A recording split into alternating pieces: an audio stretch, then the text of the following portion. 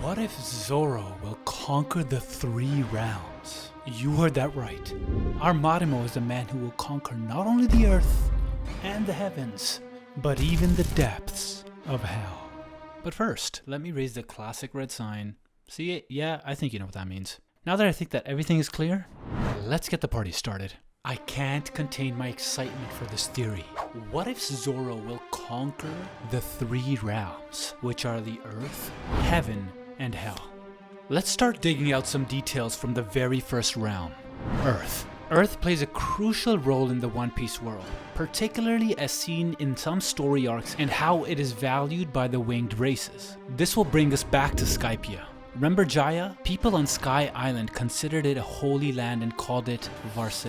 This also connects to the Lunarians. It was mentioned by Marco in chapters 1022 and 23 that long ago before Marimo, there was a race of people who lived on top of the Red Line. Currently Marimo is on top of the Red Wall and it is referred to as the Holy Land. Do you think Marimo is called the Holy Land because the celestial dragons, aka the descendants of God, lived there? I don't think so. Everyone knows that these guys are a bunch of scumbags who just straight up take whatever they want. I have a feeling that Marimo was called the Holy Land because the Lunarians considered the land sacred, just like the Skypieans did in Jaya. If you're noticing something, Zoro always encounters winged races, and how they're all connected to the earth. Is this a sign from Oda?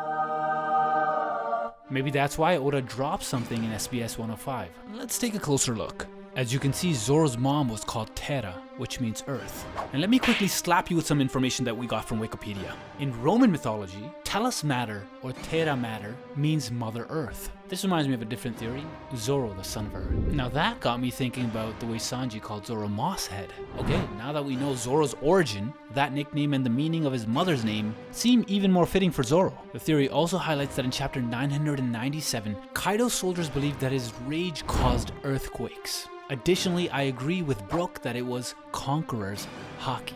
However, some argue that it's related to the breath of all things, which gets me a little confused. I don't know, I get a feeling that you've got something on your minds. Come on, spill it out. Tell me in the comments. While I'm waiting for your comment, let us toss ourselves back to Skypiea, because this time we'll enter the second realm, Heaven. Skypiea is definitely heaven in One Piece. Just take a look at that sign. So the Straw Hats entered Heaven's Gate. They managed to find new friends, fought some weirder looking ones, and even kicked the butt out of the so-called god Enel. After the crew liberated Skypiea, the inhabitants will surely remember the names of these pirates, which reminds me of Zoro's promise to his childhood friend Kuna. In chapter 5, he promised that he will be the greatest swordsman, and he will be so famous that even the heavens will know his name. And he carried that dream all the way to the country of Wano. If we were to choose our deck of evidence across the 3 realms, it seems that the only card closest to Zoro is Hell. He even mentions in chapter 1036 that he will become the king of hell, or should I say, the demon king. This is disturbingly fitting because of the demonic entity that seems to dwell within him. We have a different video for that one, and I'll put it at the end screen for you. Aside from hell, death also has a clingy relationship with our Marimo. It's also funny to say that he might have a problem with his sense of direction, but he manages to find his way to escape death. And how many times did he do that? Well, I remember the scene from Mihawk, the battle in Arabasta with Daz, and our all-time favorite moment was during the Thriller Bark when Zoro absorbed Luffy's pain and just brushed it off with his iconic phrase, "Marimo, nagatta." I'm not sure if that's all the times Zoro has cheated death, but clearly he had plenty of close calls. Now, death seems to be getting impatient and is even showing up right in front of Zoro ready to claim his soul. Is it a mere dream or hallucination? Don't tell me. Is it foreshadowing of Zoro's death? Or what if this encounter is the path that will lead Zoro to ascend to the throne of hell? Nah, never mind. Just scratch that out. I have a feeling he'll get lost instead. Let's talk more about the theory of his attacks and how it's closely related to death and hell. So while we do that, I need you to aim those wee fingers and press that subscribe button so we can make more content on Zoro for you. Okay, now that we're all set, let's start yelling. Purgatory Onigiri may have been inspired by a blend of Christian religion and Japanese mythology, or should I say, Japanese cuisine. Onigiri is a rice bowl that has a significant connection to Zoro dating back to his time in Shell's Town.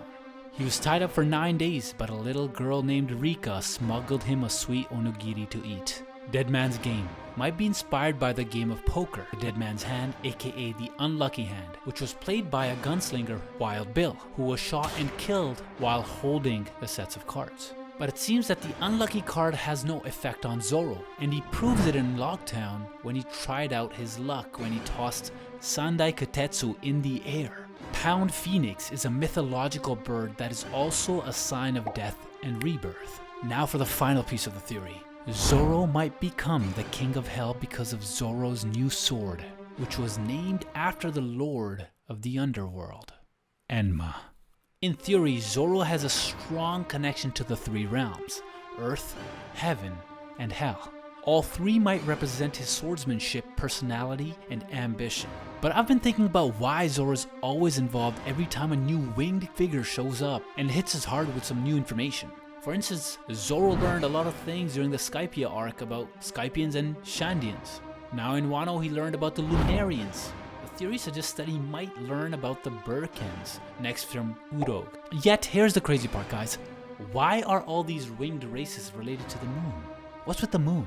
Even the Minks got their powers from the moon. Oh, here's that video I promised you earlier about a demon under Zoro's left eye.